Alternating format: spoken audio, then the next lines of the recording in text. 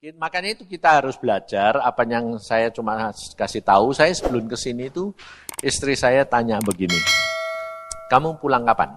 Ya tugasnya cuma ngadirin itu kok, ngadirin apa?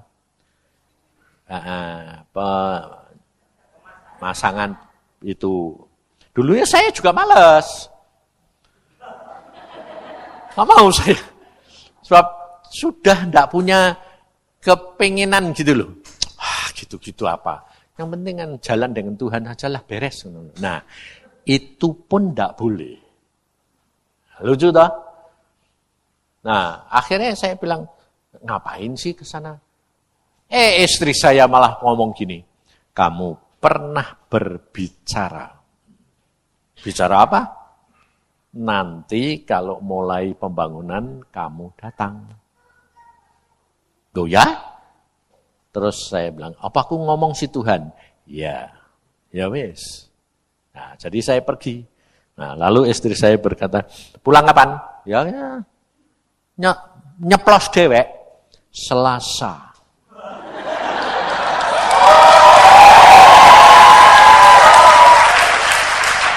Lah, lalu dia bilang, loh, lah Senin acaramu apa? Aku bilang, gak ngerti. Ada sesuatu ini. Kenapa? Aku gak ngerti. Tapi ini ada hubungannya dengan Agung. Ini Agung. Memang gak goro-goro. Bikin gara-gara.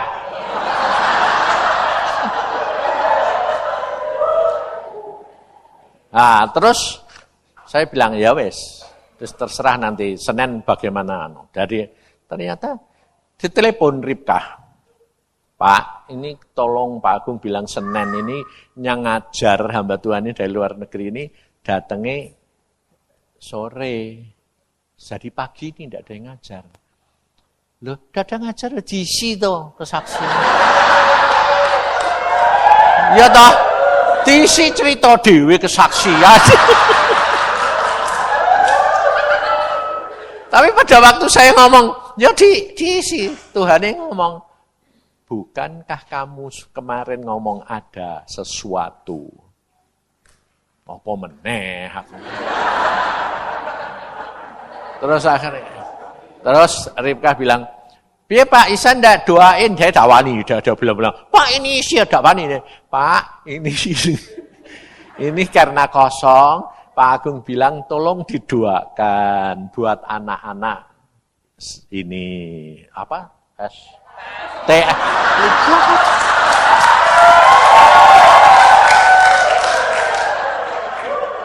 Aku ini paling tidak pernah mau nginget.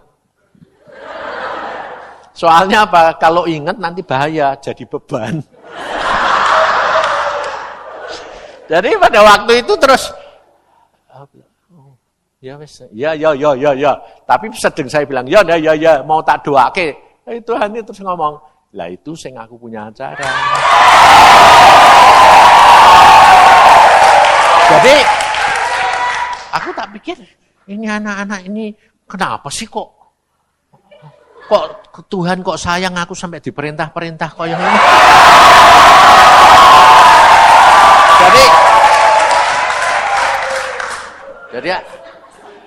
Jadi aku ya enggak berani. Aku ini seorang hamba. Jadi kalau tuannya bilang, itu yang aku mau. Ya wes. Jadi aku ya nurut aja. Nah, tapi mikir ini mulai jalan. Karena kamu ini hidup di dunia. Ya toh? Jadi ininya tidak bisa mati. Jangan bilang, kalau saya dalam khotbah bilang, jangan banyak mikir. Tidak usah kebanyakan mikir. Karena ini yang paling susah ini keakuan. Meskipun saya bilang oke, ya toh, mikir juga masuk, ini pikiran masuk. Dan itu ternyata kan bukan dari diri saya sendiri, bisa dari setan, bisa dari ngomong gini. Bukankah kamu tugasmu sudah selesai? Kok khotbah lagi? Aku bilang aku udah khotbah. Lihat toh, aku cuma, Agung pinter menggunakan kata-kata Ripka ini. Sharing.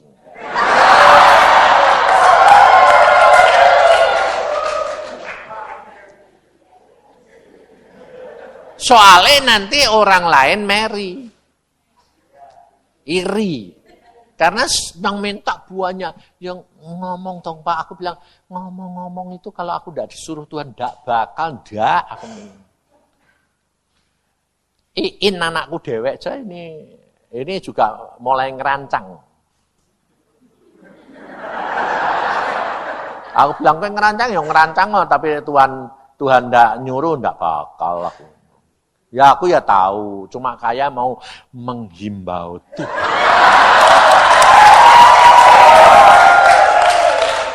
Jadi jangan menghimbau saya, menghimbau Tuhan. Nah Tuhan ini nanti yang merintah. Loh. Makanya di dalam hal kamu menurut Tuhan itu harus hati-hatinya gini. Ada tahap-tahap tertentu yang kamu itu tidak bakal bisa mengerti. Jangan melihat orang lain, jangan memandang orang lain, lalu jatuh menghakimi. Karena apa? Karena tidak tahu. Dan tidak bakal tahu. Nah, justru kamu punya kelemahan itu kalau sudah mulai kenal Tuhan, itu apa? Ingin tahu. Ya toh? Ingin tahu kehendak Tuhan. Ingin tahu apa yang akan terjadi. Ingin tahu nubuatan itu apa maksudnya. Ya toh? Nah itu memang tidak bisa dihindarkan itu. Padahal itu justru yang menyebabkan jatuhnya Hawa. Gara-gara ingin tahu, buah itu jadi malapetaka. Nah, kita sudah jadi turunannya, itu jadi tidak bisa hilang. Lalu ada kata mengatakan, bukankah di dalam Yesus adalah ciptaan yang baru lah. Diciptakan baru itu maksudnya piye? Maksudnya itu bagaimana? Apa dong? Terus kamu lahir, bertobat, terus gelinding, terus berubah jadi berubah. Itu sih ngayal. Contohnya ya toh, kamu sudah lahir baru, bertobat, sudah karunia lidah, sudah kepenuhan. Nah, tetap pikiranmu kepingin mangan enak ya tetap kok. Lah ya toh? Lah yo. Nanti ngotoko lihat pakaianin bagus ya. Lah ya toh ya tetep. Lah apa usah hilang terus dong jadi suci kabeh lah nanti piye ya kamu. Ya ndak bisa aku bilang itu, ndak bisa hilang ini, ndak bisa hilang. Makanya Paulus bilang, hidupku bukan aku lagi tapi Kristus yang hidup dalam saya. Bukan aku, tapi kamu masih ada. Tapi dikuasai penuh-penuh. Nah itu makanya itu kalau kamu dikuasai itu kan masih dua orang. Makanya ada orang datang, orang kebatinan datang. Dia ketemu sama saya, dia bilang gini, Pak, saya mau ketemu Anda. Ada apa? Saya mau bertempur dengan Anda. Loh, aku bilang aku tidak bisa bertempur. Tidak bisa, Pak. Tidak bisa bagaimana? Sebab saya dengar Pak Yusak ngomong sama Yesus. Ya. Nah, saya juga ngomong sama Yesus. Loh, lah kamu ketemu Yesus? Ketemu. Pak Yusak ketemu? Ya ketemu. Ngomong, tidak ketemu tuh piye aku. Lah ya toh? Lah sekarang kok kamu ketemu Yesus, ngomong Yesus, aku ketemu Yesus, ngomong sama Yesus, loh kok kamu ngajak tempur? Ini kan aneh. Ya soalnya Yesus saya berkata, saya adalah Yesus. Yesus adalah saya. Bingung enggak? Aku nih. Secara logika itu hampir sama aku di dalam kamu, kamu di dalam aku. Ya toh? Ini dia ngomong, aku adalah kamu. Kamu adalah aku. Karena kamu dan aku sudah menyatu, manunggal. Nah, ngerti? Ini secara akal, logis. Kalau kamu di dalam aku, Aku di dalam kamu sudah jadi satu, ya toh? Kayak gula sama tepung tulek jadi satu toh. Manunggal toh. Jadi ini roti. Ayo. Roti itu tepung atau roti itu gula? Gula itu roti atau roti itu gula? Hah? Roti terdiri dari gula dan tepung, ya toh, dan macam lain lagi. Tapi bukan berarti tepung itu roti. Oh, ada gula nih.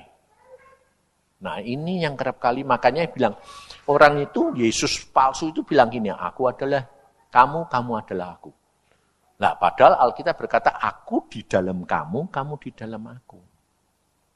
Nah, maka pada waktu itu saya bilang, oh salah. Nah, bagaimana bisa tahu kalau itu salah? Hanya Roh Kudus yang bisa memberitahu. Kalau kamu pikir, kemudian dengar terus dipikir, pasti tersesat. Demikian juga anak-anak Tuhan yang dapat nubuatan itu terus terima, dipikir, dianalisa, pasti jatuh. Pasti salah. Dan pasti tidak sampai. Sebab apa? Sebab Alkitab sudah ngomong. Untuk merahasiakan sesuatu, itu kemuliaannya Allah. Ya toh? Jadi memang Tuhan itu senang rahasia. Lah kok kamu mau tahu? Nah, di situ kata-kata ayat perhatikan. Mau tahu sama nyelidiki itu beda.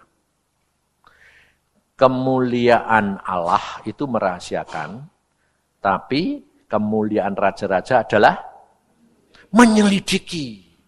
Lah, apa bedanya menyelidiki sama mau tahu? Ya, makanya itu perkara yang kecil-kecil itu justru yang menjatuhkan anak-anak Tuhan. Menyelidiki, ngerti tak? Itu belum, enggak usah mau tahu. Tapi menyelidiki untuk bisa sampai ke tempat yang Tuhan mau. Ngerti bedanya? Ayo, ditangkap. Mau tahu, kalau mau tahu gini. Kamu pergi ke kota ke Citraland atau ke mall, ya. Saya bilang, mau kemana Pak? Mau ke mall. Nah, kamu mau tahu, mau kemana Pak? Ke mall. Nah, itu ngomongan saya ke mall. Nah, kalau saya bilang, mau kemana Pak? Mau turun ke Semarang. Nah, kamu kalau mau tahu, kan sini. Mau ke Semarang itu kemana? Ya toh? Kamu ngejer saya toh? Tapi kalau kamu nyelidiki, enggak gitu. Anda mau kemana Pak? Ke Semarang. Ikuti aja. Tahu-tahu, oh ke mall. Ngerti. Kalau kamu tahu mau ke mall, nah sudah timbul masalah baru. Dia ke mall, lalu kamu bilang, ngapain? Ngerentet, tambah lagi.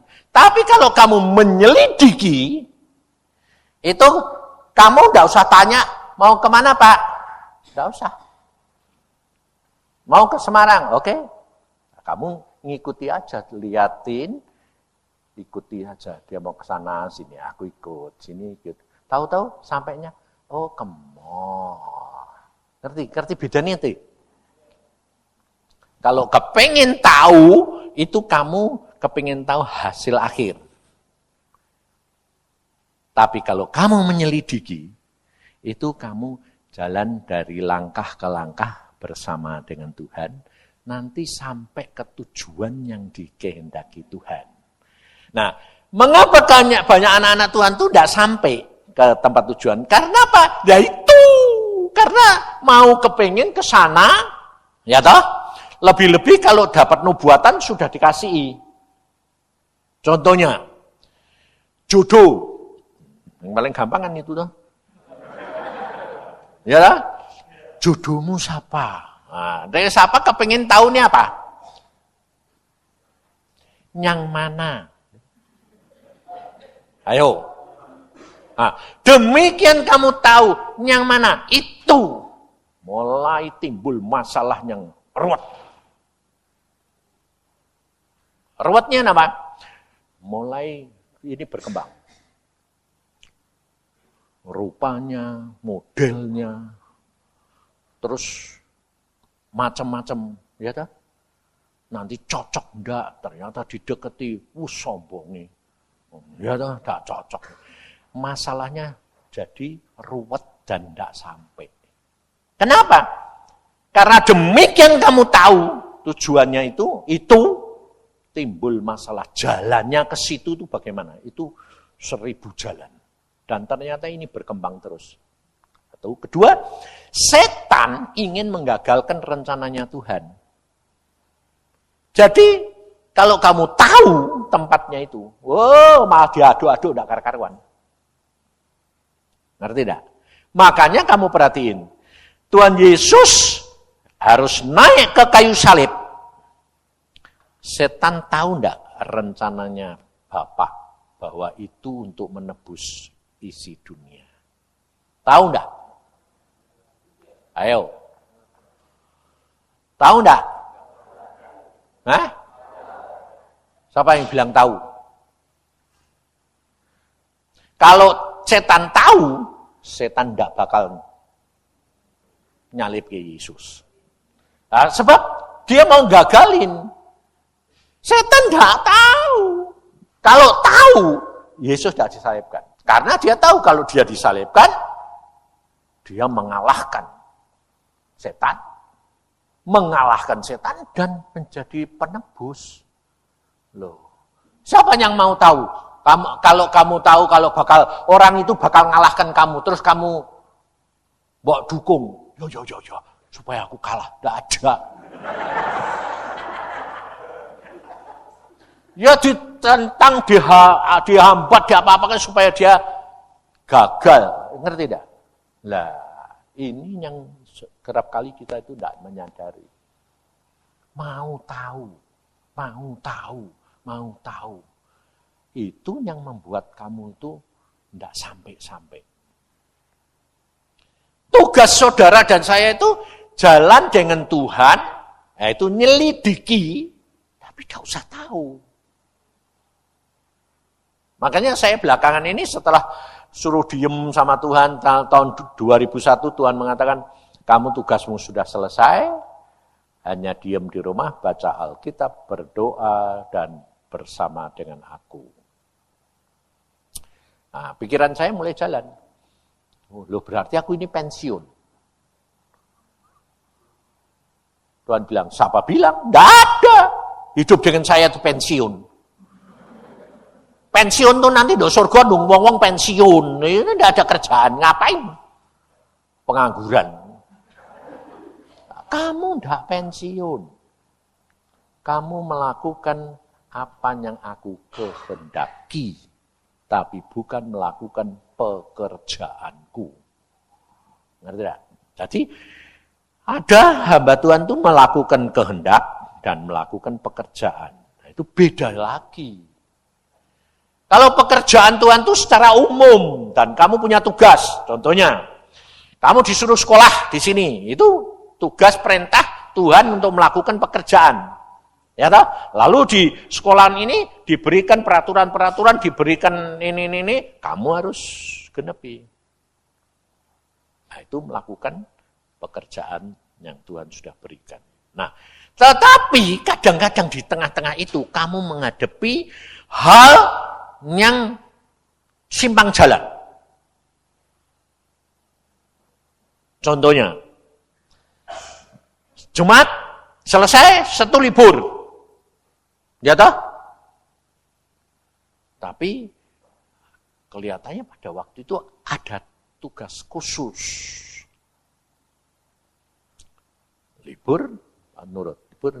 Nah, dalam hal simpang jalan, itu kamu bingung. Kalau kamu pikir itu mengerjakan pekerjaan Tuhan, tidak usah diterima tugas khusus. Karena peraturannya kan sudah selesai.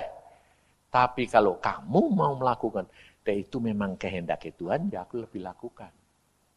Biarpun seolah-olah tidak cocok dengan aturan dan garis yang sudah ditetapkan. Nah, itu kamu banyak menghadapi nanti hidup. Begitu. Selalu di simpang jalan, karena apa? Karena pikiranmu jalan ini. Bingung. Nah, contohnya dikasih jodohmu. Kamu kalau aku sudah siapkan. Ini contohnya anakku dewek. Aku sudah siapkan jodoh anakmu, Iin itu. Oh ya. Aku ya secara daging ini siapa?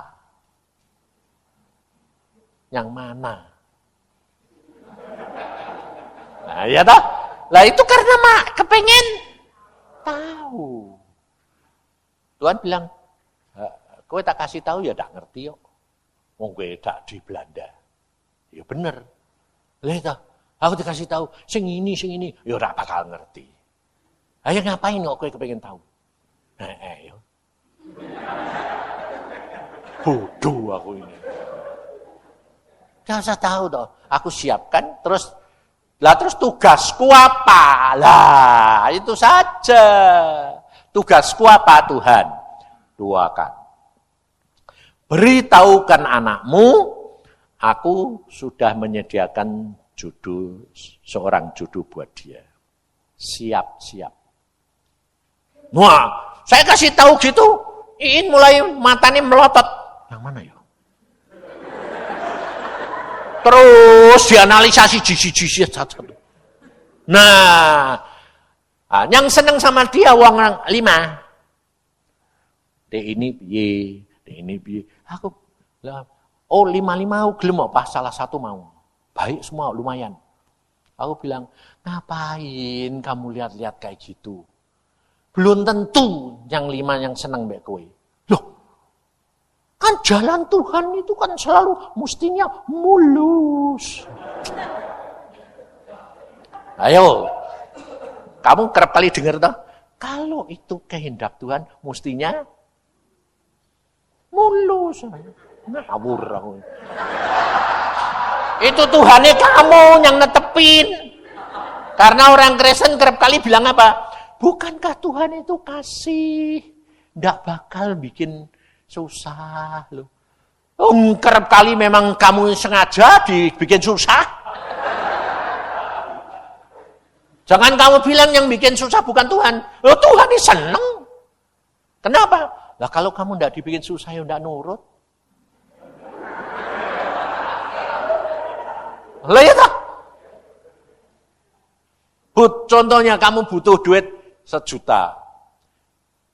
Kamu kepengennya Tuhan ya, engkau nanti tak kasih. Ya wes toh, wis kasih terus dong kamu kan lalu Tuhan dikasih sip. Mikir meneh, wah cukup loh, mulai tama meneh. Padahal Tuhan bilang engkau nanti tak kasih. Ya. Belum tentu datang terus gembong blok kok penak. Wong aku ini dijanjiin Tuhan, rumahku ini kontraknya habis nih piye? Aku mau kemana? Aku sudah sediakan rumah bagimu. Wah, amin. Saya bilang ke istri mana? Amin, senang, puji Tuhan. Tapi ditunggu-tunggu tidak datang-datang. Kontraknya habis kurang sebulan, tanya lagi Tuhan ini kurang sebulan. Masih sebulan.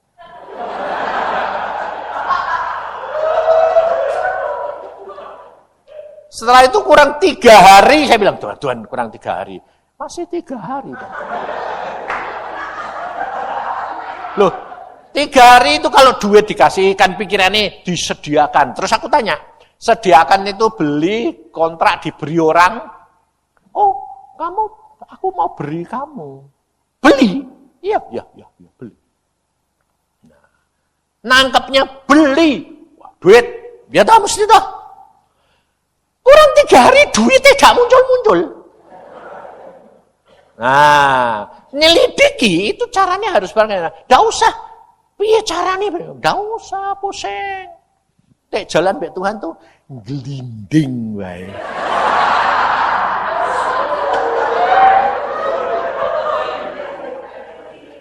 Tahu glinding enggak? Jadi gelundung glinding. Lah, saya gitu. Nah, terus apa yang aku cuma gini, makanya itu menyelidiki itu kamu harus. Apa yang aku harus lakukan Tuhan? Ya cari-carilah. Ya, aku ngajak istri, kowe cari omah sing kowe seneng. Cari. Udah jadi. Ya ta? Wes oke lah ini. Nyatanya bukan tuh. Sudah dikasih first spot. Dibatalin sama orangnya. Kurang semalam. Aku ngilu, kurang semalam malah dibatali.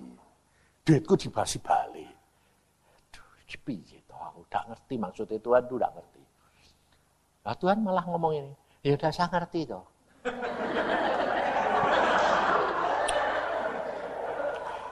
Lah kepengen ngerti ya toh? Gak usah ngerti. Sebabnya kalau kamu ngerti, setannya nanti menghambat. Oh, sebab setan itu pinter. Demikian lihat mimikmu, matamu, anumu, gerakanmu, tahu dia. Orang ini di pikiran ini, teror terus. Nah, batal, aku milu Tuhan ini dibatal ke. Ya batal ke ya sebentar. Lah besok piye? Ya besok ya urusan besok. Sembayang malamnya. Tuhan ini ngomong ini. Besok pagi, bayangin. Besok pagi aku ngomong. Nah, wes, ya enggak apa-apa. Wong jam 5 pagi aku bangun sembayang. Tuhan, ini wes esok loh. Tak ingat ke ya tos, ini sudah pagi.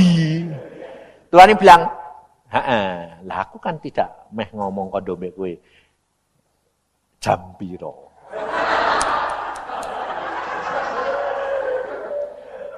Jadi pagi itu saya ono jam.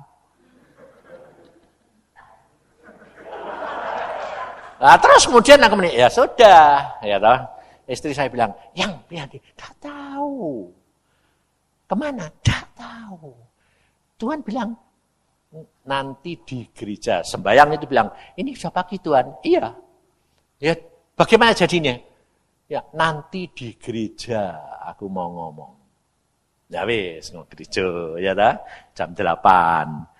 Kebaktian, ini kan pasang telinga. Nah itu, karena manusia ini masih ikut-ikut toh. Takut gak ngerti. Nanti Tuhan ngomong aku gak tahu. Nanti dia gak bisa. Makanya itu selama kamu ikut-ikut, repot. Nah saya ya gitu, makanya karena aku saya cerita ini karena ngalami. Tegang. Apakah Tuhan ngomong melalui khotbah? Apakah Tuhan ngomong melalui pujian? Apakah Tuhan ngomong melalui audible? Apakah Tuhan ngomong melalui penglihatan? Loh, macam-macam toh. Tak suka. Jadi tak tegang. Konsentrasi. Khotbah tak konsentrasi. Tiap pujian tak konsentrasi. Istriku setiap kali, sudah. Ya, karena kepengen malah ngaco. Mungkin ditegang dewe disinggal-singgal terus. Seperti itu. Lah aku bilang, karena kue nyenggal-nyenggal kan kue konsentrasi be aku. Lah di khotbahnya ndak didengar kayak toh. Ngerti enggak? Persis kamu.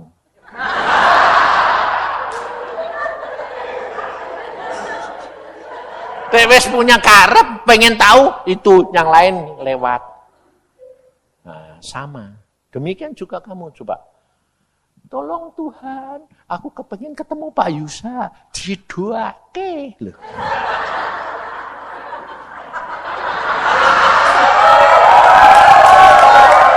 Betul dah? Itu bodoh.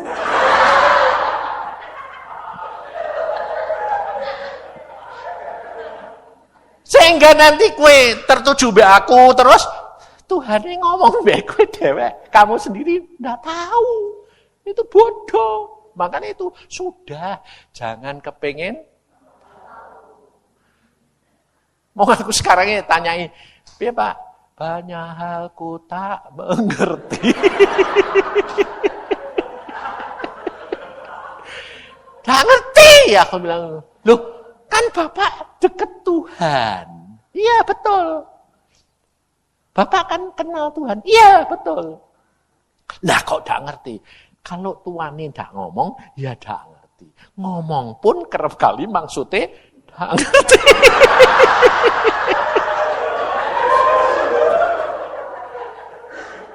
Tak diberi, lu kok tahu? Pengertian.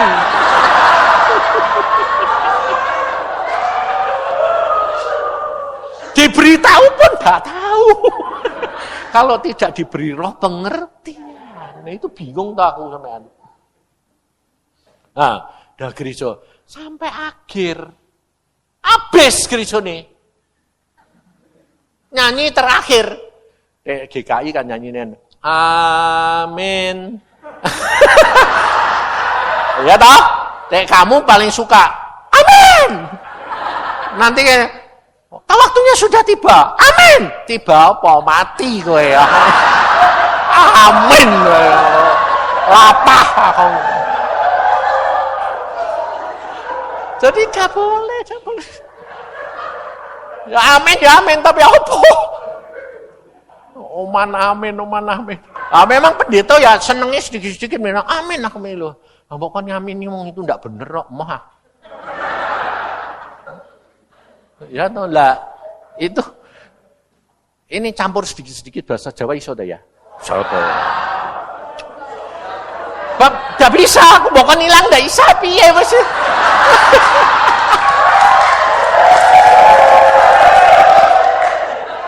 Nah, jadi pada waktu aku tak bilang amin, aku bilang gini, sudah amin, selesai. Yes, amin terakhir. Oke ngomong. Amin. Ngomong. Rumahmu di Jalan Gatot Subroto. Saking senenge lupa tanya nomor. Loh, kenapa? Ya kamu ya gitu sama Tuhan. Kayak ngomong sedikitnya. Wah, amin. Puji Tuhan. Lah aku harus ngomong Tuhan yang menang.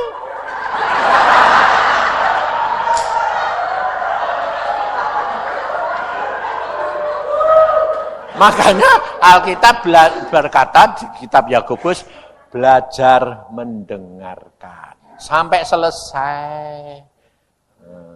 Ya toh? Lah itu benar, amin. Lah aku ya gitu. Gatot Subroto sedang gitu belum selesai. Aku bilang, puji Tuhan. Istriku bilang, sudah. Nggak inget sama sekali. Pulang cepat, ayo cepat pulang. Pulang sampai rumah, adikku tanya, yang nyiapin barang mau diangkut ini. Sebab itu sudah jam 9:30 sampai rumah. Jam 11 rumahnya dirobohin. Aku bilang, loh. Adikku tanya, Gatot Subroto sebelah mana? Oh, lah ya sebelah mana yo? Terus dia bilang, nomor berapa? Waduh, mateng. Iya, nomor berapa ya? Loh, lah piye wong Gatot Subroto itu panjang. Lah terus rumahnya siapa? Apa rumah tiap hari diparani? Gitu. Tidak bisa dong, piye ya? Nah, itu lagi kebodohan manusia. Ya toh? Jadi aku ini, aduh mateng aku. Sudah, siap-siap barang dinaikin truk, ngasihin kretek. Lah kamu kemana? Udah, aku tak pergi sendiri. Nyonyahku udah bilang, gue tinggal baik, gue repot. Jadi aku naik skuter, aku ini, Tuhan, aku ini kemana? Nah, cuma gitu toh. Nggak tanya nomor berapa. Lah sing punya siapa yang arti? Aku punya nomornya, tapi nggak tahu sing punya rumah, sing jual, piye? Apa gue masuk terus dong? Tuhan berfirman, ini rumah tuh. Ya dah, itu bodoh aja. Jodoh ya gitu. Tuhan beritahukan, kamu jodohku. Ya, jodoh ya jodoh. Buat kamu Tuhan ngomong aku belum kok.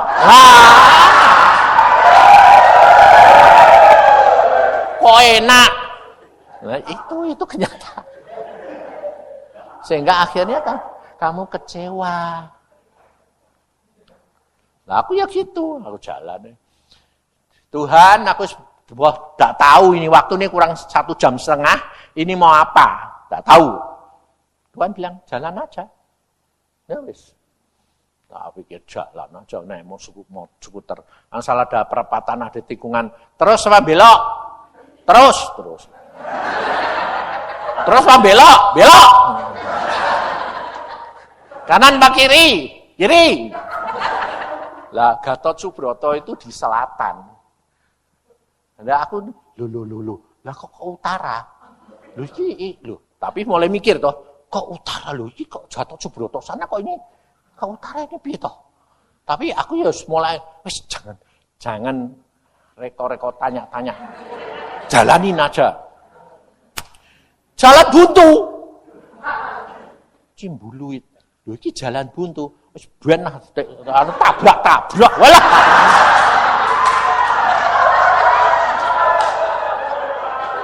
Karena kita enggak tahu. Nah, Tuhan tuh nuntun sampai ke situ kenapa? Karena mau mengajar. Aku ini hidupku sampai gini ya. Tuhan, aku ini hidupku kayak gini kok mbok pilih kenapa? Aku mau buat kamu tuh contoh. Kalau orang hidup dengan aku, itu kamu bisa nikmati seperti kamu. Lah kok kamu enggak milih orang-orang yang baik? Lalu yang orang yang punya sifat baik, itu kemuliaan Tuhan enggak nyata. Justru Tuhan itu cari orang bodoh, orang degil, orang bantat, yes. Wos jelek luar biasa itu. Bisa diubah, itu yang benar. Jadi kalau kamu merasa baik, salah, bahaya. Tapi jangan lalu kebalik. Pak Yusa saja, yang mau tahu keranjang, mau tahu duitan, mau tahu anunya, bisa dipakai Tuhan. Aku kan tidak separah Pak Yusa.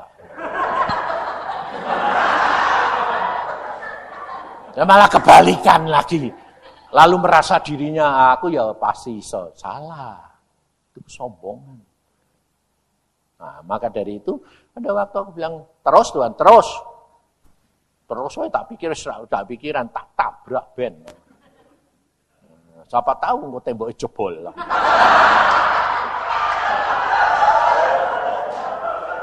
Tapi demikian wes sampai sana ada pintu buka. Belok masuk pintu itu. Omahe siapa? Ya wis tak tanya, masuk belendeng. Omahe orang halamannya besar. Nah, yang punya sedang di luar mbek anake laki. Ya bingung, tak standar tahun. Selamat pagi Pak. Cari siapa Pak? Gitu. Cari siapa? Wah, kenal dak, ngerti dak, ya. Oh mau tanya Pak? Aku bilang, ya tanya apa? Bapak punya rumah di Gatot Subroto. Oh ya, dijual. Iya. Nah, benar. Nah, gitu loh, ngerti dak? Itu jalan dengan Tuhan itu harusnya begitu. Nah, cuma masalahnya sekarang berani enggak mengorbankan keakuan, terus dihina, diejek, ya toh, dipandang ringan, loh. Semuanya itu harus ditanggalkan, baru kamu bisa. Kalau enggak bisa.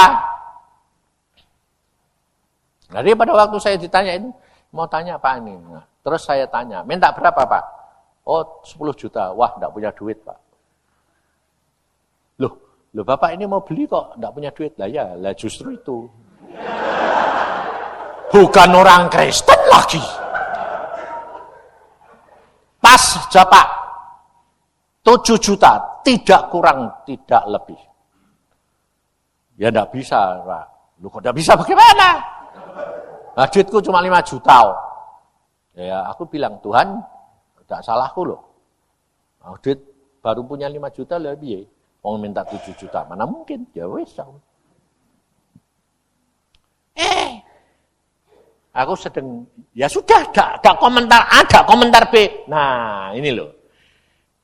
Bagianmu sampai di situ. Nah, selanjutnya bagian Tuhan. Kalau enggak bisa. Mentok. Utang, enggak boleh. Ya wes. Saya sedang pergi ke skuter, ya sudah, balik. Nah, balik kan belum tahu mau kemana. Saya ditanya, loh kalau balik gitu terus enggak dikasih tahu Tuhan, terus kemana Pak? Ya enggak tahu. Lah terus barangnya sama tidurnya di mana? Ya enggak tahu. Loh, hidup begitu tuh apa benar Pak? Lah ya enggak tahu.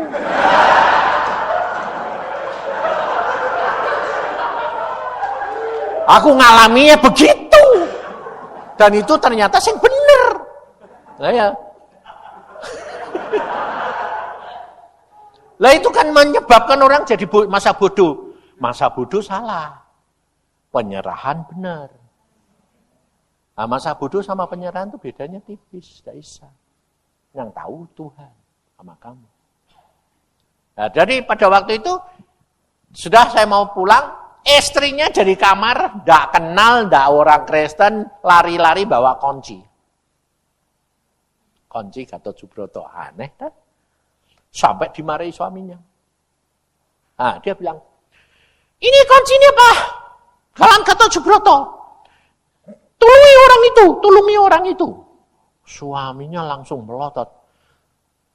Kamu kenal dia? Enggak. Lah tulungi apa? Kamu tahu aku tadi bicara apa? Baru istrinya bilang, loh, lah sih ngomong sama saya di kamar tadi siapa? Kok ngomong gini kok Pak? Ambil kunci Jalan Gatot Subroto, tulungi orang itu. Dia tidak bisa membantah dari siapa. Loh sih ngomong tadi siapa? Tadi aku bawa kunci Pak. Maksudnya Pi? Terus dia ngomong, Pak, sebetulnya Bapak mau beli enggak? Mau. Lah terus Bapak punya duit berapa? 5 juta. Oh, rumahnya 7 juta Pak, enggak bisa kurang. Iya, saya tahu, makanya saya mau pulang. Karena aku enggak punya duit. Oh ya, enggak apa-apa Pak, gini aja. Ini malah istrinya sih ngomong. 5 juta kasih saya, kunci tak kasih kamu, Bapak masuk, 3 bulan kemudian yang 2 juta bayar. Kalau tidak bisa bayar, kunci balikin saya, rumah balikin saya, uang saya balikin Bapak 5 juta. Tidak usah bayar 1 sen. Anda bisa cari rumah lagi yang seharga 5 juta. Saya bilang, loh Tuhan ini utang. Enggak. Ya toh, enggak utang toh? Ayo, utang enggak? Enggak. Kenapa? Loh lah apa doa itu aku mau beli enggak bisa bayar sama aja. Enggak. Oh dia yang ngutangi. Kowe ora utang. Tek kowe utang, kowe kamu ngomong, tolong pinjemi. Ini enggak. Dia datang meminjemi kamu. Jadi kamu enggak pinjam? Enggak. Nah, perhatikan, beda toh? Jangan kamu utang. Tapi kalau diutangi, ayo. Kalau kamu mikir, lah enggak aku diutangi ya. Wis tak tangkap sisan. Salah. Tapi kalau Tuhan berfirman, kamu tidak utang. Betul, terima. Ya, itu betul. Makanya segala sesuatu harus berdasarkan firman. Rema. Kalau motivasi hatimu sudah tamak, punya maksud jelek, itu dosa. Nah, jadi tipis banget, susah. Ya sudah, saya pulang, saya ajak, ayo pindah. Kemana? Gatot Subroto nomor berapa? 317. Di mana? Tidak tahu, ayo jalan sama-sama. Rumah aja belum pernah lihat. Ada orang beli rumah enggak lihat? Ada, saya. Jadi ya sudah masuk.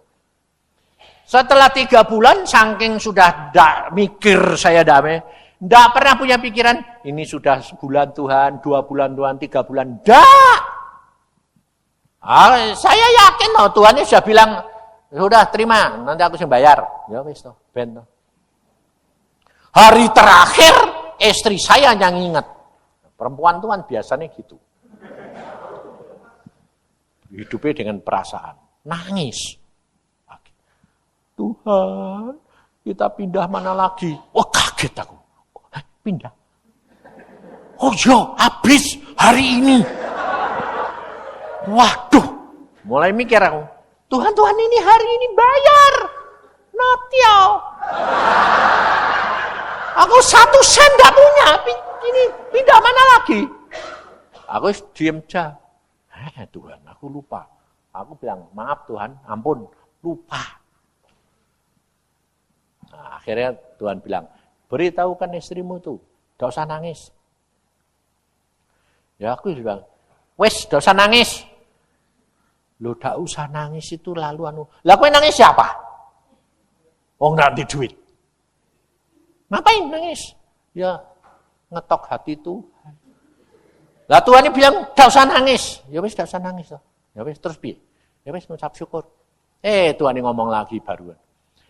Duitnya baru tak kirim. Duitnya baru dikirim. Loh, terus mikir deh, pakai apa? Loh, pakai apa? Wes aja mikir-mikir pakai apa, bodoh.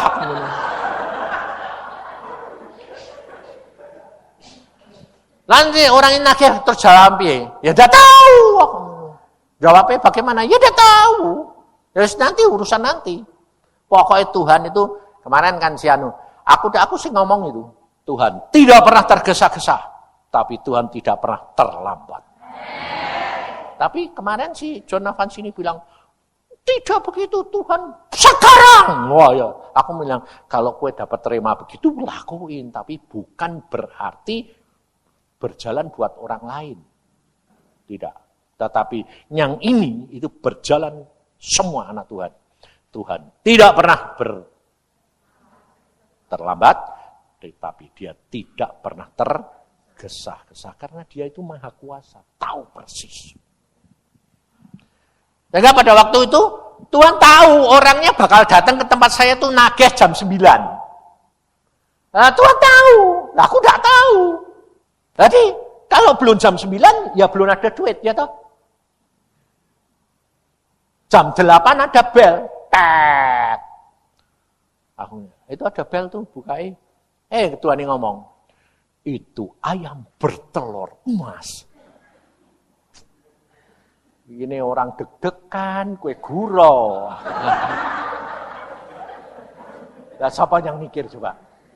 Orang ini berdebar-debar menantikan sing bel itu orangnya nagih atau siapa? Kok jawab Tuhan ini ngomong ini? Itu ayam bertelur emas. Tuhan, gue itu kok suka gurau. Iki deg-degan itu Tuhan. Siapa yang gurau? Tuhan bilang. Loh, itu ayam bertelur emas tenan. Iya, sana buka. Saya ngomong ke istri saya. Itu ayam bertelur emas. Kamu ini ada-ada. Ada-ada piye? Bukain. Bukain sama dia. Aku diterima ayam goreng dari Kalasan ini, dari Semarang. Wih, berat. Ya itu mesti emas itu dalamnya. Buka, belek emas. Emas kilo. Dikirim bis malam sama kakaknya dia ke Bandung. Karena kakaknya ingat hari itu bayar. Karena kakaknya ini janji. Kalau rumah yang atas nama istri saya itu di Candi ini laku, 10 juta, maka yang 2 juta diberikan saya buat 1 kilo emas. Karena utangnya 2 juta loh. Saya jengkel dulunya. Lawang 8 juta aja 6 bulan tidak laku. Disuruh doain supaya laku 10 juta. Nah, ini kan aku dipaksa. Tapi Tuhan bilang, aminkan. Rumahnya laku 16 juta. 8 juta saja 6 bulan tidak laku, dibayar orang 8 kilo emas. Harusnya kan 8 juta milik saya toh. Lah dia bilang, ini rumah tak jual 8 juta, belum laku karena tawarannya baru 6. Tolong doakan supaya laku 10 juta, yang 2 juta buat kamu. Lah sekarang lakunya 16 kok. Kan harusnya. Tapi saya dikirimi. Saya 2 juta. Lah aku bilang, lu kok mau kirim 2 juta? Aku butuhnya 2 juta kok. Lah laku nih 16 juta. Itu berkatku. Nah, ngerti tak?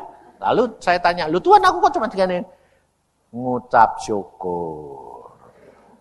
Yang penting kan cukup. Pas. Karena jatahmu agak pas-pasan. Ya wis. Jadi tak buka sekilo, saya pergi tukang emas, jual emas di toko emas, dapat 2.100.000. Perpuluhannya kan 200, utang 100. Aku bilang, Tuhan kurang. Nah, nanti tak berkatin ya. Demikian saya sampai, yang nagih sampai. Loh, Tuhan itu tidak pernah terlambat, tidak pernah tergesa-gesa. Dia bilang, Pak, sudah punya? Ada. Ini. Wah, malah tanya. Dapat dari mana, Pak? Jual mas. Loh, kenapa enggak kamu jual saya saja? Aku mau masnya. Lalu sudah tak jual, aku utangnya duit toh, ya duit toh.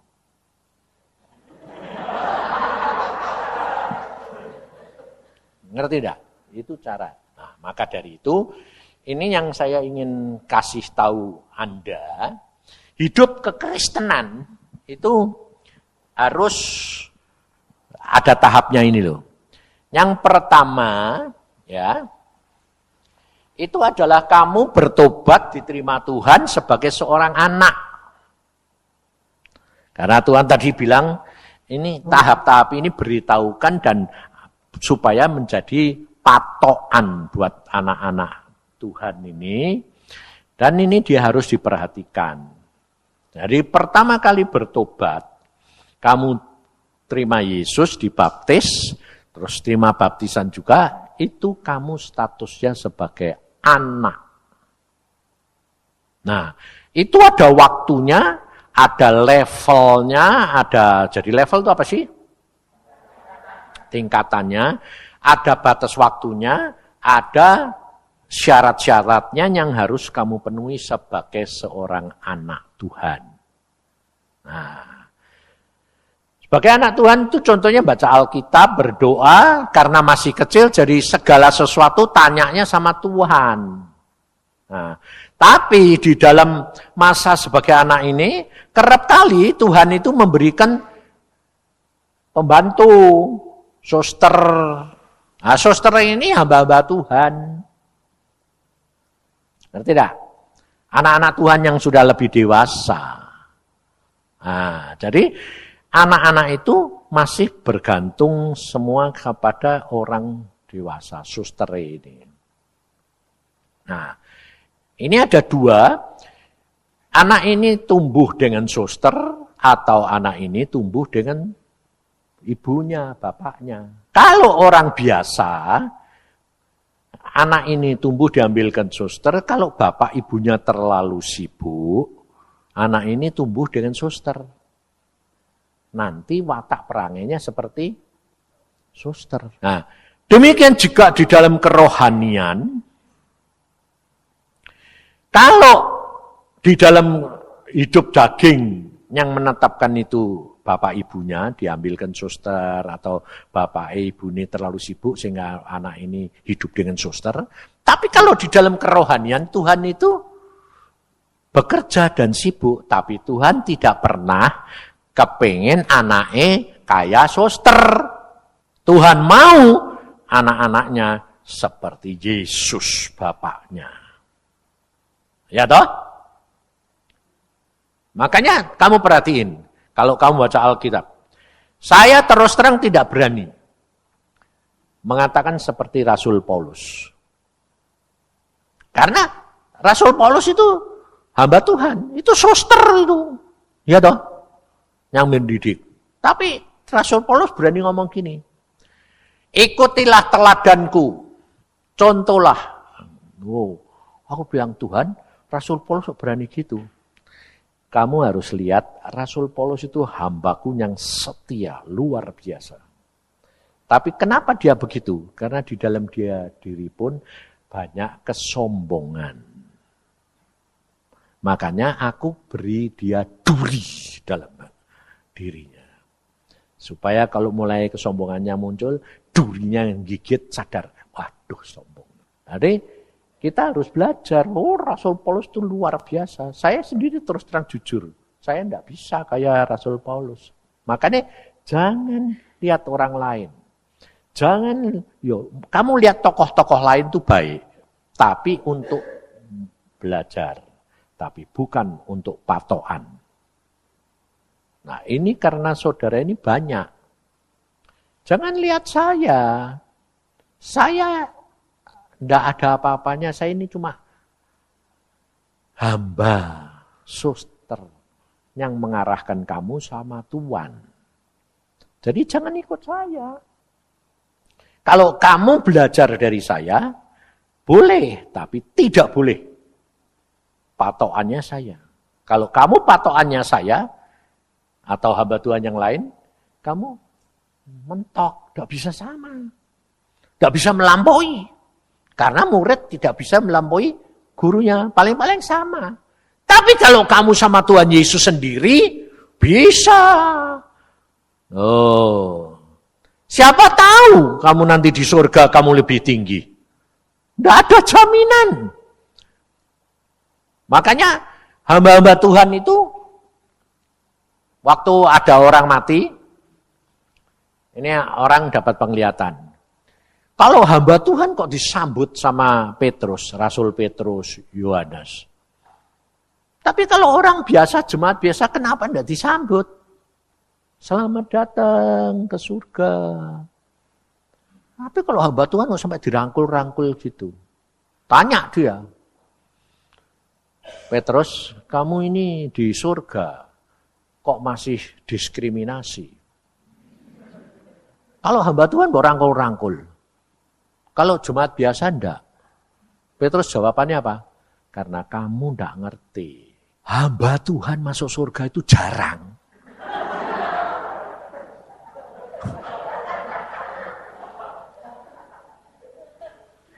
Kalau jemaat Tuhan itu banyak.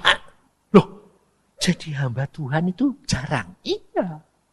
Makanya ada hamba Tuhan masuk tuh, waduh hatiku seneng nih. Bukankah Alkitab berkata, satu orang bertobat, seluruh surga bersorak? Karena ini barang langka. Jadi ngerti? Kamu siapa yang mau kepengen jadi hamba Tuhan? Hati-hati. Jalannya tambah sempit. Dan ini dibuktikan si hamba Tuhan Alek Iranata, pendeta Api Kemuliaan. Waktu dia kena serangan jantung di ke Singapura, dia dibawa Tuhan ke alam maut. Dia lihat 100 hamba-hamba Tuhan yang dia kenal di alam maut. Dan Tuhan berkata, kalau kamu tidak bertobat, kamu pun di tempat itu. Bayangin. Jemaatnya banyak yang sudah masuk surga, dia ketinggalan. Kenapa? Mencuri kemuliaan Tuhan. Mencurinya bagaimana? Sepele-sepele. Maka dari itu saya bilang, Tuhan, sudahlah. Kalau kita sudah dipakai Tuhan berkarunia banyak, itu bukan karena kamu layak, tapi karena anugerah. Karunia dipakai untuk orang lain, bukan untuk kamu. Tapi kamu akan menerima akibatnya. Rempelannya. Itu makanya saya bilang, udah, yang penting itu nikmati hidup dengan Tuhan, itu luar biasa. Jangan ngotot tuh, harus begini, harus begitu. Capek, saya bilang, kebentur-bentur, gelinding.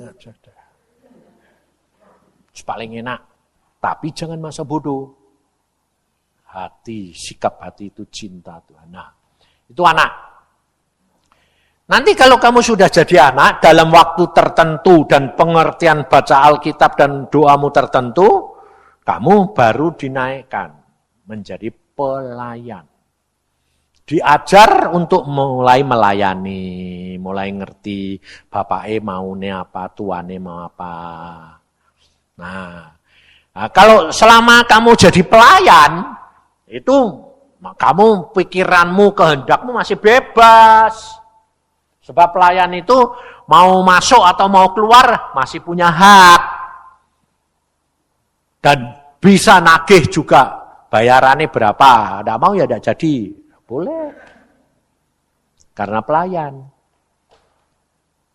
Nah, itu juga ada waktunya, ada tahapnya pengertianmu sebagai pelayan. Nah, sekarang setelah jadi pelayan, kamu nanti dididik Tuhan menjadi hamba. Jadi hak-hakmu mulai dipretelin. Namanya disakiti hati orang, ngucap syukur. Rudi tipu orang, ya sudah. Mau marah, tidak bisa. Karena hak-hakmu mulai dipreteli. Nah. Dan kadang-kadang memang disengaja, iya. Contohnya Ayub, dibikin habis ludes, ya wes memang maunya Tuhan gitu. Setan yang menjadi pelaksana, tapi itu sebetulnya kan rencana Tuhan. Nah, coba bayangin. Tuhan mau didik Ayub. Waktu ada sidang musyawarah di surga, setane baru datang. Kan setane tidak tanya sampai Tuhan, Tuhan, itu Ayub itu, mau berkati, mau lindungi. Enggak toh. Setane cuma datang, malah Tuhan yang ngomong, Iblis, kamu dari mana? Oh, dari puter-puter dunia. Kamu lihat hambaku Ayub? Oh ya. Oh, tidak ada orang kaya Ayub. Jujur, tulus, saleh. Tidak ada. Itu bayangin. Itu kan Tuhan bikin gara-gara. Lah setan digituin. Ya gimana? Lah coba. Lepaskan pagermu. Tak jamai. Nanti kan dia menghujat engkau. Tuhan bilang, ya boleh. Asal jangan berjamah jiwa nih. Langsung dirampas hartanya. Anaknya sekalipun matiin satu hari. Bayangin. Siapa yang bikin gara-gara? Siapa yang bikin gara-gara? Jadi Tuhan suka enggak bikin gara-gara? Loh, ada ayatnya enggak? Loh itu Alkitabiah loh. Nah, nanti cari sendiri PR. Di mana? Waktu Samson jatuh cinta sama sama gadis orang Filistin. Lalu bapak bilang gini, apakah tidak ada gadis orang Yahudi, Israel, kok kamu sama orang Filistin? Tapi Samson bilang, enggak, aku minta itu. Aku jatuh cinta sama itu. Ayat Alkitab berkata, hal itu dibiarkan Tuhan karena Samson harus cari gara-gara. Hidup dengan Tuhan tuh santai aja lah. Relax, santai. Enak, gelinding. Enak sungguh. Enak sungguh, kalau saya bilang enak sungguh bukan berarti enak terus menurut kita. Kadang-kadang menderita, dibiarkan. Saya itu hidup jadi dokter, praktek. Tapi makan hari ke hari. Aku mengilu Tuhan, ini itu harus dialami. Jadi makan buat besok itu enggak tahu. Supaya kamu gantung sama aku. Setahun. Loh. Jadi jangan kira bilang, Tuhan tuh gini. Alami Karena Tuhan mau memproses dirimu. Karena di dalam diri kita itu punya watak yang macam-macam. Ada kejelekan-jelekan itu, makanya yang penting masuk surga itu bawa buah. Karena Tuhan berkata, buahmu itu yang dilihat. Kalau kue tidak berbuah, tak kerat. Nah, buah itu bukan jiwa. Jiwa-jiwa itu anugerah Tuhan. Jadi, jangan kamu cari ngotot, harus dapat jiwa, harus dapat jiwa. Orang bisa bertobat itu anugerah. Yang penting itu kamu khotbah kemarin buka pintu. Kalau pintumu mau buka, ya orang teko dewek loh. Mau masuk ya masuklah. Mau tutup ya tidak bisa. Nah, pintumu mau tutup, kowe ngotot. Masuk mana? Jadi percuma, makanya itu. Dan Tuhan luar biasa, kita itu zaman anugerah. Tuhan bilang, aku beri kamu Roh Kudus, dia ada di dalam kamu, dan dia akan mengajar kamu, menuntun kamu, memberitahukan kepada kamu apa yang akan terjadi. Jadi enak. Lah, masalahnya, kalau itu harusnya kamu percaya, Tuhan itu akan memberitahu, Tuhan menuntun. Nah, yang menjadi masalah itu kamu sendiri. Nuntunnya piye? Ribut. Memberitahu. Kapan kok tidak dikasih tahu? Nah itu cing-cing yang membuat akhirnya kamu tidak bisa dengar. Karena kurang percaya. Percaya sajalah. Loh Pak, lah kalau kita tidak dengar apa-apa, lah ya kamu kepengen dengar toh? Ya itu batasi Tuhan. Sebabnya apa? Tuhan mau ngomong sama kamu tuh, tidak usah harus kamu dengar. Tidak usah. Yang penting apa? Ngerti. Lah caranya ngerti be? Ya tidak tahu. Tapi kau ngerti. Nah, coba tak cerita nonton. Sekarang ada tamu ke rumah saya. Ya toh? Terus istri saya keluar. Siapa yang? Oh tamu. Yang? Aku bilang, yang? Aku bilang, yang? Ngerti. Kamu ngerti tidak? Ya enggak ngerti. Yang? Loh. Terus dia sebentar lagi bawa minuman keluar. Loh kok ngerti? Dan aku bilang, yang? Padahal aku nyebutnya ya ngemanggil dia. Kok nggak ngerti? Oh kitamu kasih minum. Nah yang penting kan itu toh. Enggak usah. Aku ngomong, minum. Ya enggak usah toh ya. Nah demikian juga kita sama Tuhan itu, Tuhan maunya itu kamu mengenal dia seperti itu. Karena Tuhan bilang toh, kamu kan calon-calon mempelai. Ya ora usah diomongi. Yang penting ngerti. Kadang-kadang Tuhan itu lucu nih. Ini saya dapat persembahan. Tidak pas, tidak punya duit. Tapi dapat persembahan. Wah, seneng toh. Wong pas, tidak ngarep-ngarep. Artinya, dari duit, aku ya selalu bilang, duitnya habis, nanti kan dikirim. Tapi caranya, usah ngerti. Aja mikir-mikir, nanti dari sini. Dia malah mikir, tidak datang. Kenapa? Karena di dalam ayat, apa yang tidak pernah dipikirkan, apa yang tidak pernah timbul dalam hati, itu yang disediakan Tuhan. Nah, tapi kamu paling suka mikir dan nimbulke sendiri, tidak bakal datang. Nah, makanya kalau mulai mikir, jangan mikir. Ayat itu sebut, apa yang tidak pernah timbul. Jadi jangan mikir. Nanti datang. Dek mau pikir-pikir, datang. Oh Tuhan itu memang gitu. Dek kue mau, aku tidak mau. Dek kue tidak mau, aku mau. Ngono itu piye ya aku. Aku memang mau nih gitu tuh. Karena apa? Karena tingkatan kamu sudah dituntut Tuhan jadi pelayan, jadi hamba. Jadi kalau hamba itu apa yang Tuhan mau. Tidak yang kamu mau. Tapi kalau anak itu masih punya hak. Jadi kamu sekarang ini Masih di tingkat mana? Anak? Pelayan? Hamba? Budak belian? Atau sahabat? Nah, itu tingkatannya begitu. Jadi, jangan salah. Karena hamba-hamba Tuhan selalu bilang gini, jadi anak, kalau sudah dewasa disiapkan jadi pangeran, putri-putri, calon mempelai. Jadi anak, belajar dari pelayan, direndahkan lagi harus jadi hamba, hak-hakmu dipretelin, budak belian tidak punya hak sama sekali, rela, mati pun sekalipun rela.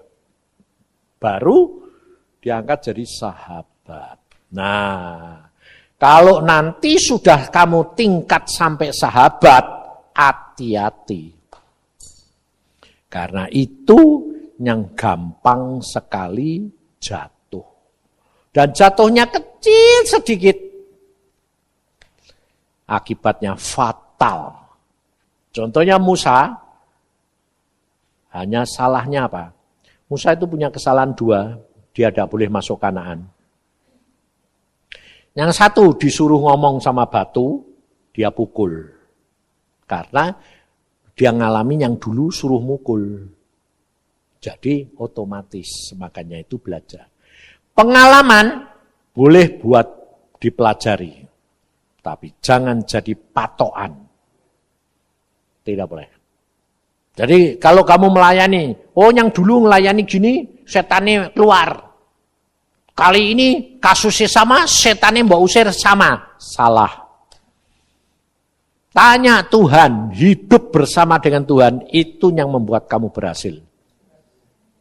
Tidak ada jalan lain. Karena macam-macam. Saya ngalami semua itu, makanya Tuhan bilang, aku buat kamu contoh. Jadi lumayan aku itu. Lumayannya kenapa? Bandel kayak apa? Oh, enggak bakal dibuang. Karena apa? Nah, buat contoh. Jadi kalau aku bandel banget, Tuhan bilang, kue itu bandel banget. Loh, lah kan engkau ngambil orang yang bobrok. Lagi piye? Makanya itu tulungi dong. Nah ya, ditulungi. Sebab aku ini super mata keranjang. Super mata duitan. Super sombong. Bayangin aku. Makanya aku tuh ngalami semua sampai aku bilang, Tuhan kok pilih orang kayak gini sih? Bisa tak buat contoh. Jadi lumayan lah. Jadi aku enggak kayak hamba-hamba Tuhan yang lain. Kalau hamba-hamba Tuhan yang lain bisa bilang, jangan berbuat dosa, gini. Aku udah. Ada orang datang, Pak, aku ini sudah bertobat. Aku tidak mau, Pak. Lemahanku ini, roh jina ini loh, Pak. Aku sudah dilepaskan, tapi kok nempel lagi sih, Pak. Kok jatuh lagi. Aku jawabnya, biasa. Loh kok biasa beda, Pak?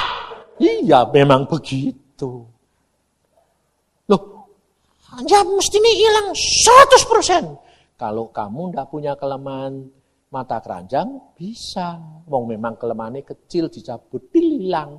Ini karaten, no.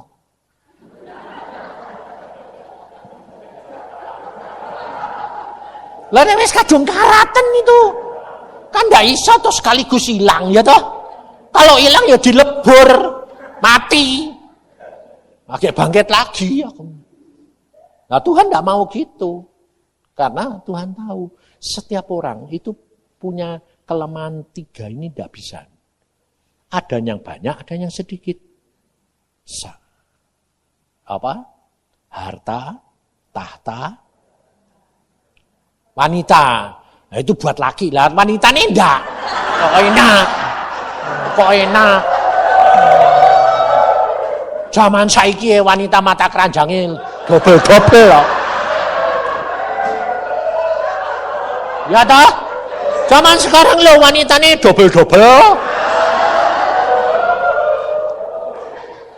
Makanya aku sampai nyari istilah jadi kesusahan itu. Kalau dulu memang, dulu zaman saya, betul. Wanita itu setianya luar biasa.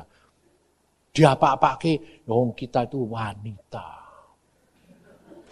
Wis biasa diteken. Dari kecil, ngalah. Kowe itu anak perempuan, ngalah. Zaman saiki, mana ada. Sama hak. Emansipasi. Nah, malah kadang-kadang, laki-laki kalau tidak ada wanita, tidak berhasil. Sekarang zamannya zaman gendeng.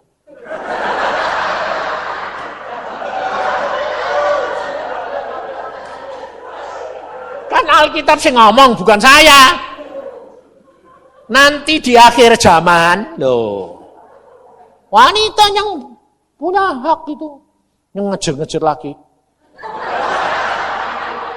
Loh, kalau zaman dulu kan lakinya cari wanita, betul loh? Nggak ada. Aku mau sama kamu, nggak ada. Tapi zaman sekarang memang ada, banyak. Aku mau sama kamu. Loh, kenapa? Kata Tuhan, kamu jodohku. Mateng aku.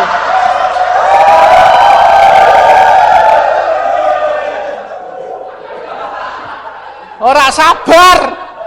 Loh, Tuhan bilang kamu itu jodohmu ya. Ya ditunggu. Tuhan kalau memang dia baik, oke. Tidak ya tidak apa-apa. Sudah.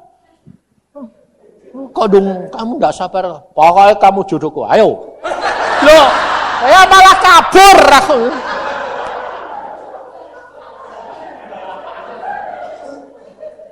Loh, saya ngadepi orang kayak gitu tuh banyak loh. Banyak. Wong sing tiap kali konseling. Aku bilang, ngawur aku. Itu kamu salah. Kamu hidup di zaman akhir. Itu kamu termasuk orang yang kelompok wanita garang itu.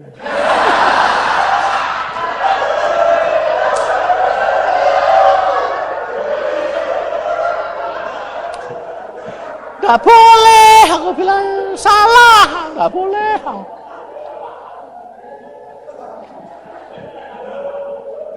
Hadapkan di hadapan Tuhan, semua nantinya ngatur. Kalau Tuhan memberitahu, itu tujuannya apa? Jangan langsung terbuat tangkap. Belum tentu. Kadang-kadang itu Tuhan itu cuma ngasih hiburan. Jangan ditangkap sungguhan. Wong Tuhan itu memang suka lucu-lucu kadang-kadang. Makanya dari itu, waktu anak saya Iin itu juga gitu. Sudah Pak, sudah, kamu siap-siap. Siapa sih Pak? Nggak tahu. Satu saat Tuhan ngomong. Karena justru dari dia sendiri, dia tidak sadar. Itu cara Tuhan ngomong. Dia lihat ini, mau. Lihat satu, yang sekarang jadi suaminya. Kalau itu aku tidak mau, mateng kowe. Justru kamu mau, Tuhan tidak mau. Justru kamu tidak mau, Tuhan mau. Benar, dia lihat Paul itu yang sekarang jadi suaminya bilang, Tuhan aku mau yang lain, tidak dia. Karena Paul itu pinter, sombong. Nah, dia tidak senang sama Iin, kenapa? Perempuan kok ngatur segala-galanya. Khotbah ngatur, sana ini, jadi ketua ini.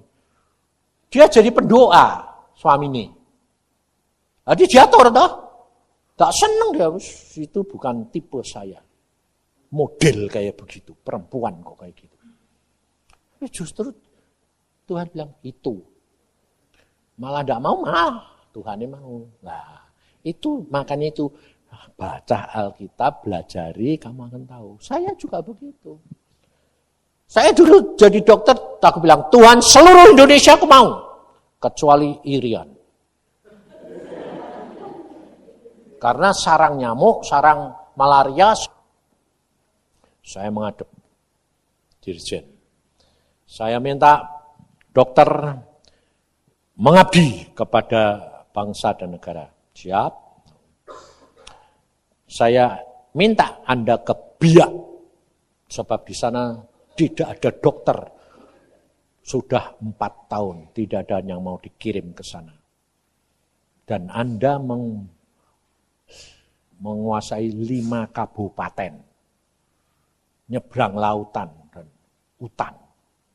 Aku bilang, siap. Tanda tangan. Keluar pintu biak. Loh, biak itu kan irian.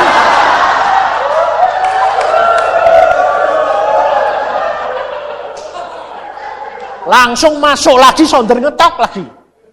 Kaget toh? Blok. Loh, Pak. Tadi itu, biak itu kan irian. Iya. Loh, saya mau bilang, enggak mau. Dia dipakai Tuhan. Saya minta, ya di atas yang ya, tidak sama. Langsung pieng, Tuhan bilang, rasain.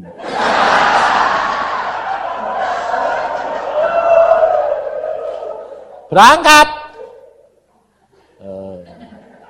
Ternyata di Irian dipakai Tuhan loh, ngalami luar biasa. Nggak enak, tapi enak. Makanya aku bilang, ikut Tuhan tuh sudah ngelinding saja. Asal kamu percaya, ngeri sedep. Ngeri jalane, tapi nanti sudah sedep. Luar biasa tuh. Nah, di Irian tuh dipakai, bayangin. Mau copot kepalaku. Naik perahu ditembaki. Aku bilang, ini ditembaki. Ya kalau kena ya tenggelam. Lah darat, copot kepala kita. Hah? Jadi tidak ada pilihan. Iya. Terus ditembak tenggelam kalau kena. Kalau enggak ya enggak apa-apa, dokter. Oh, cuma tukang perahu 2, saya sama perawat.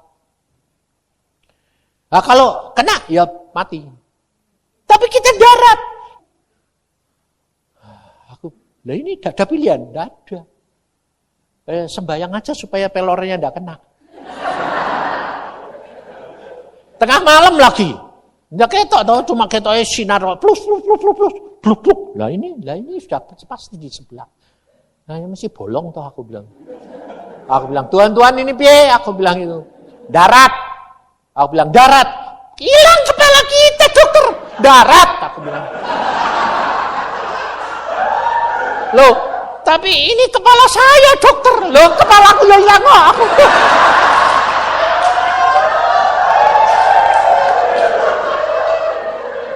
Padahal dia ya orang Kristen, sama. Sudah darat, Tuhan berkata, saya bilang, darat.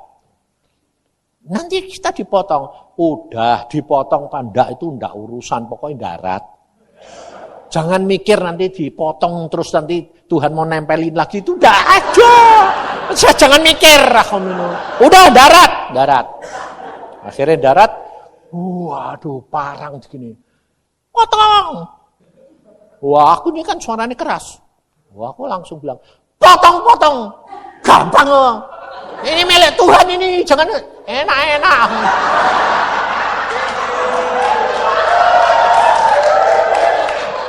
Saya teriak gitu tuh enggak tahu ya mau khotbah apa mau.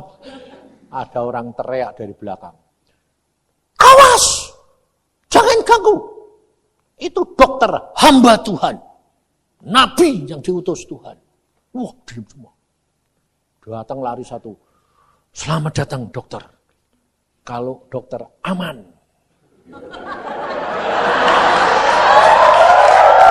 Bayangin, ya toh, ngeri, tapi dadine sedang. Ya, kepalanya tidak jadi copot. Saya tuh lihat sungguhan di depan saya, mantune sendiri cepot. Bohong, copot kepalamu. Dulu, sekarang enggak, tukang bohong. Oh, dulu, duh. Sampai sana itu sampai ngeri bener. Makanya enggak ada dokter yang mau sana. Nah, teman saya juga bayangin juga, dokter. Orang Irianto hitam-hitam.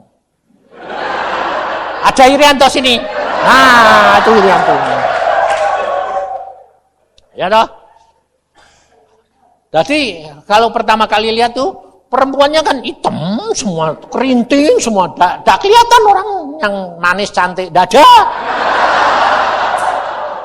Iya toh? Lah wis piye? Oh, kita wong ngeliatin putih sing sana witeng terus. Aku datang sana ini. Kok wis ya, tapi ya wis. Temanku dia enggak tahu dokter baru, enggak tahu. Dia maksudnya baik. Anak kepala suku mau minta dirawat. Dia bilang gini, "Kamu kok cantik?" Enggak apa-apa, jangan giginya dirawat. Cuma ngomong gitu tok. Pulang jam 11 dia datang sama bapaknya. Bapaknya bilang, "Dokter, kamu tadi sore bilang istri anakku cantik toh?" "Iya." "Kawin." "Dek, kowe dak kawin, potong kepalamu." "Ayo, betul toh?"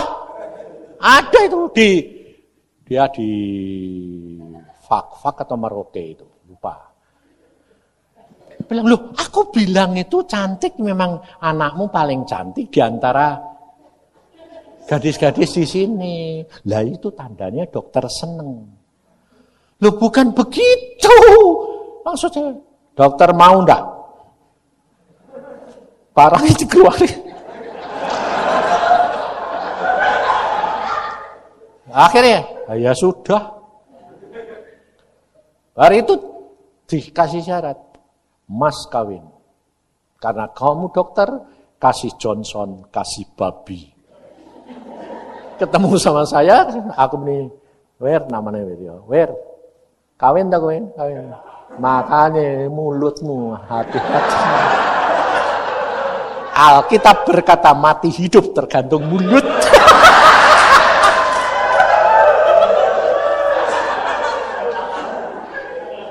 Makanya itu hati-hati.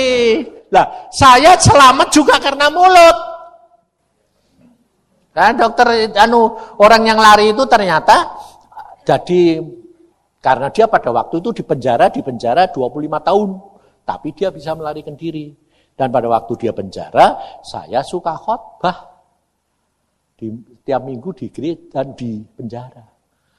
Dan mengalami mujizat karena ada orang satu dihukum seumur hidup, dihukum mati, sampai ke Mahkamah Agung sudah dikatakan dihukum seumur hidup karena dia dituduh membunuh istrinya. Sudah di tempat itu 8 tahun. Saya khotbah, setelah khotbah, dia lari datang nyembah. "Nabi yang diutus Tuhan, Nabi yang diutus Tuhan." Aku ya bilang, "Nggak ada nabi, dokter." Udah gak mau berhenti. "Nabi yang diutus Tuhan." Aku bilang, Tuhan ini loh, orang ini kayak ini apa toh? Memangnya kue nabi yo. Lah terus kenapa ini orang? Beritahukan kepada dia. Apa? "Kamu dalam waktu 3 bulan bebas dari hukuman ini." Selesai. Puji Tuhan, nabi yang diutus Tuhan. Habis itu dia berdiri. "Kowe dihukum apa?" "Aku dihukum seumur hidup." "Loh, sudah putusan apa?" "Putusan Mahkamah Agung." "Loh, lah terus kamu ini tunggu apa?" "Tunggu grasi presiden." Aku langsung makpelas, lemes toh. Lah orang dihukum seumur hidup, putusannya sudah turun. Kok Tuhan ngomong 3 bulan dibebaskan? Lah jalannya piye itu? Lah presiden ya tidak pernah mungkin kalau putusan seumur hidup terus dibebaske. Ya pasti dikurangi 20 tahun apa pira. Ini kok dibebaskan ini piye? 3 bulan. Aku tanya, Tuhan, sing ngomong tadi kowe toh? Aku? Lah kok aneh? Ya kowe kamu tidak bisa toh, tidak ngerti toh. Lah carane piye? Itu bukan urusanmu. Wis pokoke enteni wae. Lah ini kan melu deg-degan toh Tuhan. Tidak jadi piye? Ya ora jadi, paling-paling kowe dipermaluke.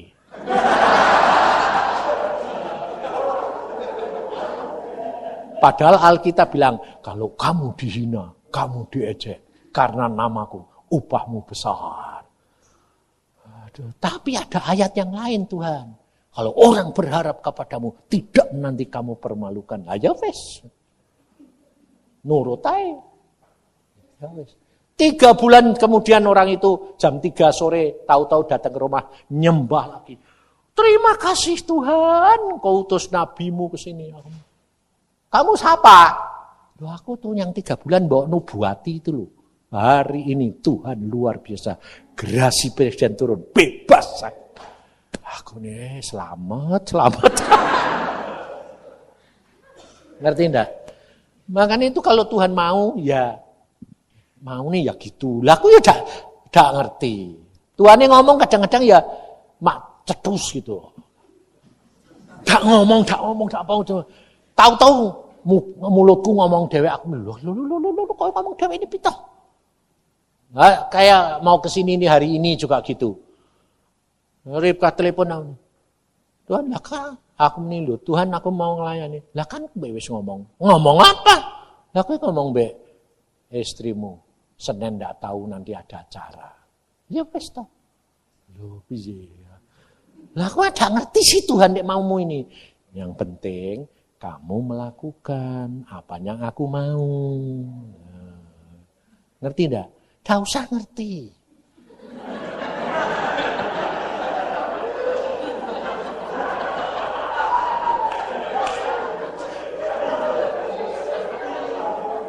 Wes pokoknya gliding gue.